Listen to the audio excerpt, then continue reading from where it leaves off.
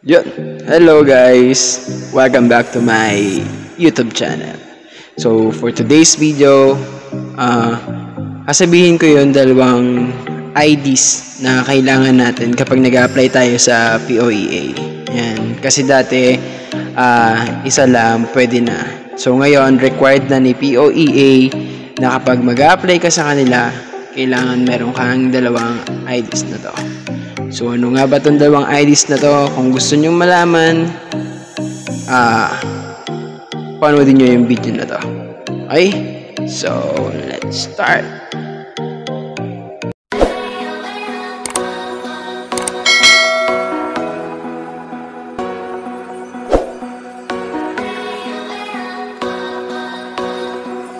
So, yeah. Guys, ano nga ba yung dalawang ID na kailangan natin kapag nag-apply tayo sa POEA? Siyempre, ito yung UMID ID natin and itong ating Pag-ibig ID. So, kung wala ka pa nito, gawa na. Gawa na. Hindi guys, ayun. Kasi, kailangan kapag gumawa ka ng e-registration account, dati, nire-required ka na kailangan may UMID ka. So, kailangan meron kang ganitong ID, hindi lang yung number. Pero ngayon, nung nag-apply ako ng pa-Taiwan, pwede na kahit yung national ID, ina-approve na ni POEA. Pero kung wala pa, apply kayo ng UMID na ganito, dumadating to after 6 months. Ayan. And yung Pag-ibig ID natin. So, ang maganda dito sa video na to, tuturuan ko po kayo kung paano kumuha ng Pag-ibig membership number. And kuha natin kayo ng ID. Gamitin lang natin is yung mobile phone natin, pangkuha ng ID natin online, and then madali na kayong makapag-request ng physical ID. So, let's start. Gamitin natin itong isang phone papunta sa online. So yun guys, una punta tayo sa Chrome, tapos punta tayo sa Google, and then i-type natin yung Pag-ibig online registration. Paglabas ng Pag-ibig online registration, i-click nyo lang yung be a member, and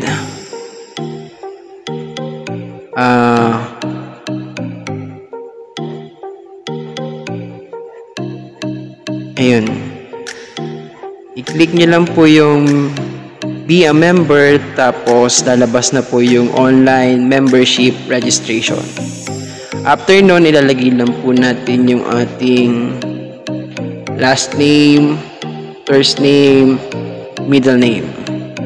Then, ayan, ilalagay lang po natin yung, i-enter lang po natin yung code na nakalagay po dyan sa inyong screen. So, kung hindi nyo po masyadong maintindihan, pwede po kayong humingi ng different words or different code para po mai-submit natin yung ating details. Next naman po, lalabas na po dyan yung membership info. Yun, ganun lang din po. Personal lang din po ang mga ilalagay din natin dyan. Last name, first name, middle name. Then, syempre, kailangan nyo na lang i-check kung same as above po yung nandun sa taas. And then, lalagyan lang din po natin yung details ni mother natin and ni father natin. Yan. First name, last name, and ayan, surname,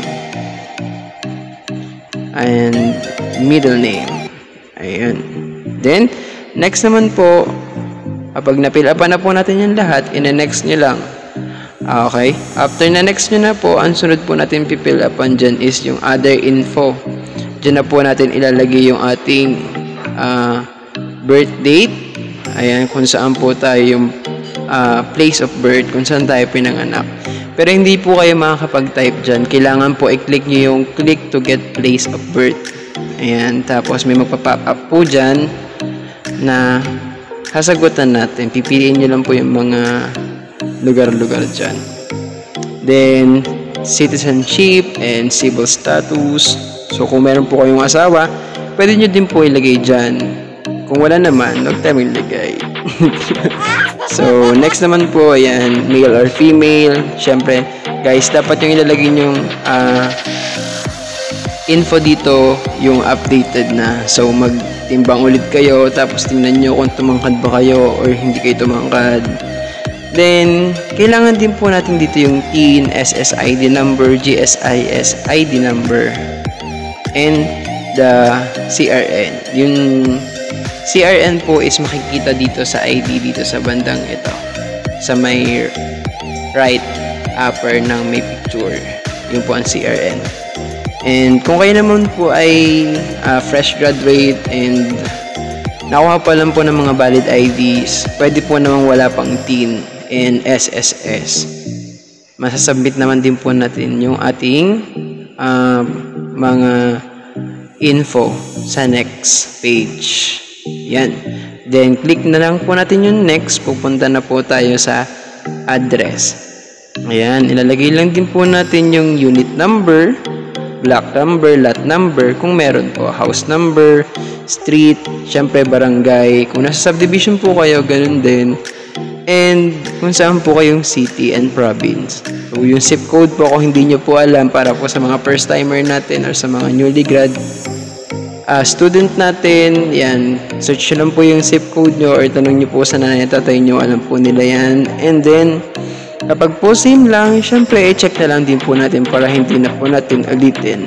After po nun, fill upan po natin or i-click po natin yung permanent home address. Then next. Okay. Next naman po tayo. Pag napindot nyo na po yung next, ang sunod po natin pupuntahan is the contacts. Ano po nakagay sa contact? I-click nyo lang po yung email address kasi kailangan po yon. And ayan, huwag nyo na pong pansinin yung mga cellphone business nito kasi mas madali po para sa ating mga newly member ng GSI ng Pag-ibig na kumuha na po ng na mag-fill up na lang po ng mobile phone natin para po ma-notify tayo doon sa ating mga tracking number. Then, huwag nyo na pong pansinin yung mga landline. Then, click nyo na lang po yung next. After po ng next, guys, mapupunta na po tayo sa ayan, sa mga in case of death. Sino pong mga beneficiary nyo, ilagay nyo na po dyan kung gusto nyo po si nanay, tatay, ate, kuya.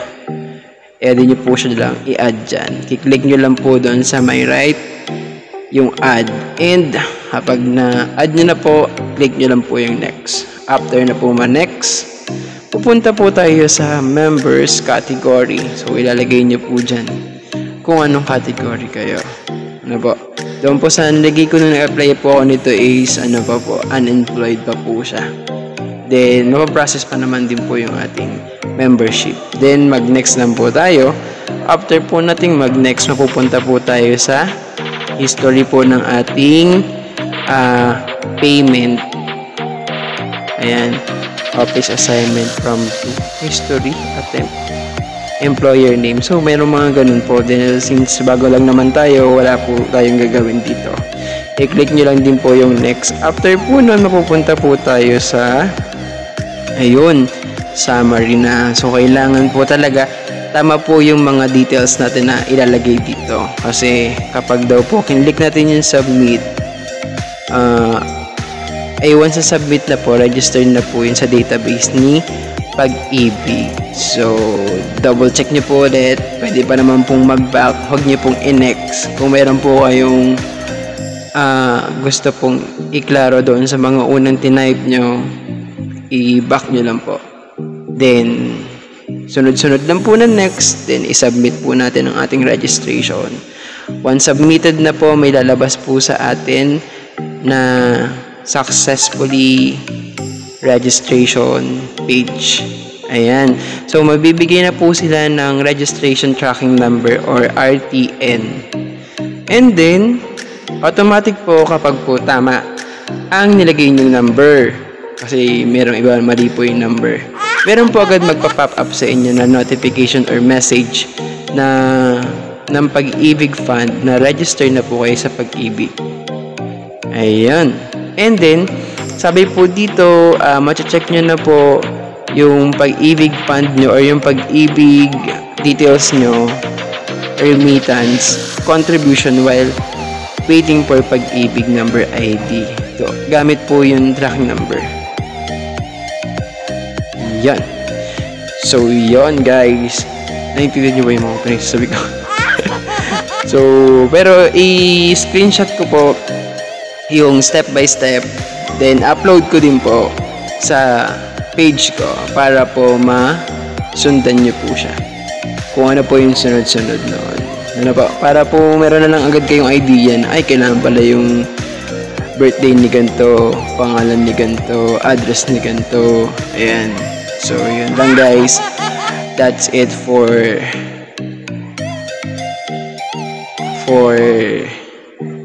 today's video. And sana nakatulong yung video na to. Okay? And yun lang. Bye-bye. Bye!